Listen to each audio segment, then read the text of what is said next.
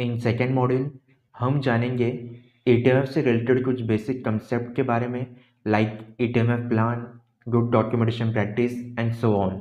तो चले आते हैं ईटीएमएफ प्लान पे। सो ईटीएमएफ प्लान होता क्या है? बेसिकली ये डॉक्यूमेंट है जिसमें जो भी क्लिनिकल ट्रायल डॉक्यूमेंट आते हैं right from the study startup to close out, इसे कैसे मैनेज किया जाएगा, इसके बारे में डिटेल इंफॉर्मेशन प्रेजेंट रहता है इन ईटीएमएफ प्लान। सो अगर आपको किसी भी क्लिनिकल ट्रायल स्टडी की ईटीएमएफ के बारे में जानना है तो सिंपली आपको क्या करना है, उस स्टडी की ईटीएमएफ प्लान को स्टडी करना होगा। अगर आप उस स्टडी के ईटीएमएफ में कुछ काम करना चाहते हो, उससे पहले आपको ईटीएमएफ प्लान की ट्रेनिंग करनी होती है एंड एक कंपल्शन होता है। इसके बिना कोई भी ईटीएमएफ में कुछ भी एक्टिविटी नहीं कर सकता। तो ये इंपॉर्टेंस होती है ईटीएमएफ प्लान की। सो ईटीएमएफ में कौन से इंफॉर्मेशन प्रेजेंट होते हैं, like study number, sponsor information, कौन से वेंडर एंड लैब इन्वॉल्व होंगे इन क्लिनिकल ट्रायल, इसके बारे में इंफॉर्मेशन होती है। देन जितने भी क्लिनिकल ट्रायल डॉक्यूमेंट आने वाले हैं या सबमिट होने वाले हैं इन ईटीएमएफ, उसके बारे में इंफॉर्मेशन होगा। एंड देन जितने भी क्लिनिकल ट्रायल डॉक्यूमेंट एप्लीकेबल होंगे फॉर दिस स्टडी, इसके बारे में इंफॉर्मेशन होगी। प्लस उन डॉक्यूमेंट की किसकी रिस्पॉन्सिबिलिटी होगी फॉर सबमिटिंग इन ईटीएमएफ, इसके बारे में भी इंफॉर्मेशन होगी। देन क्वालिटी रिव्यू कब परफॉर्म होगा एंड कैसे परफॉर्म होगा, इसके बारे में डिटेल ओवरव्यू दिया रहता है। देन ड्यूरिंग ईटीएमएफ डिकमीशन, ईटीएमएफ कहाँ पर स्टोर होगा, किस फॉर्मेट में स्पॉन्सर को चाहिए ईटीएमएफ, इसके बारे में डिटेल इंफॉर्मेशन मिलती है आपको ईटीएमएफ प्लान में। सो ये था ईटीएमएफ प्लान इन शॉर्ट। सो चले आगे बढ़ते हैं एंड आते हैं सेकेंड टॉपिक पे, that is good documentation practice. ये टॉपिक आपने काफ़ी सुना होगा एंड इसके बारे में इंफॉर्मेशन होनी ही चाहिए किसी भी क्लिनिकल ट्रायल पर्सनल को। तो चलिए जानते हैं GDP, that is good documentation practice, होता क्या है। In ATMF document submission plus filing process के लिए एक पर्टिकुलर स्पेसिफिक एसओपी फॉलो किया जाता है, उसे हम बोलते हैं गुड डॉक्यूमेंटेशन प्रैक्टिस।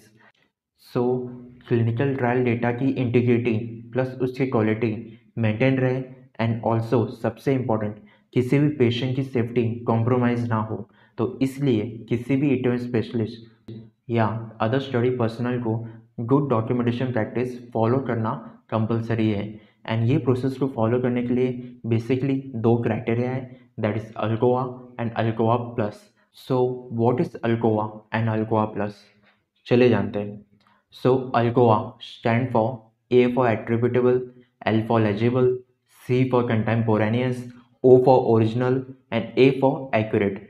एंड ये फुल फॉर्म पता रहना चाहिए from interview point of view. So coming to attributable, simply it means that जिसने भी डेटा रिकॉर्ड किया है उनका नाम, डेट, साइन प्रेजेंट होना चाहिए उस डेटा पे। सो इससे ही इंश्योर किया जाता है जिस पर्सन ने भी वो रिकॉर्डिंग की है डेटा की या कोई प्रोसीजर फॉलो किया है, उसके पास एडिक्वेट ट्रेनिंग एंड इंफॉर्मेशन थी उस प्रोसेस या प्रोसीजर को फॉलो करने की। सेकेंड, लेजिबल, सिंपली जो भी डॉक्यूमेंट फाइल होता है ईटीएमएफ, स्टडी क्लोज होने के बाद उसकी एक रिटेंशन पीरियड होती है जो डिपेंड होता है स्पॉन्सर के ऊपर।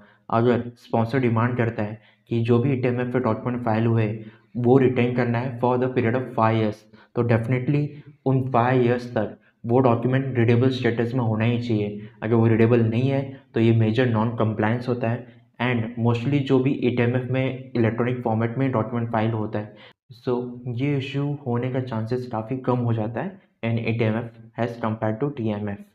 कमिंग टू कंटेम्पोरेनियस, सो जो भी डेटा रिकॉर्ड हो रही है इन डॉक्यूमेंट वो रियल टाइम में होनी चाहिए। फॉर एग्जांपल कोई भी बैक डेटिंग नहीं होना चाहिए। लाइक आपने कोई एसआईवी ट्रेनिंग अटेंड की है तो अटेंडेंस शीट पे आपको उसी दिन पे आपको साइन ऑफ करना होगा। सो ये था कंटेम्पोरेनियस। अब आते हैं ओरिजिनल पे। लाइक फॉर एग्जांपल आप क्लिनिकल ट्रायल कोऑर्डिनेटर हो एंड आपको काफ़ी इमरजेंसी काम आ गया है एंड आपने किसी पेशेंट का बीपी मेजर लिया है एंड उसकी रिकॉर्डिंग किसी स्टिकी नोट या स्मॉल पेपर नोट पे कर दी है, तो वो नोट आपको रिटेन करना होगा has an original copy evidence, उसे डिस्कार्ड नहीं करना होगा। तो ये होता है original. Now coming to the accurate, अब जो भी डेटा आ रही है उसे उसी फॉर्म में क्लिनिकल ट्रायल डॉक्यूमेंट में रिकॉर्ड करना होगा।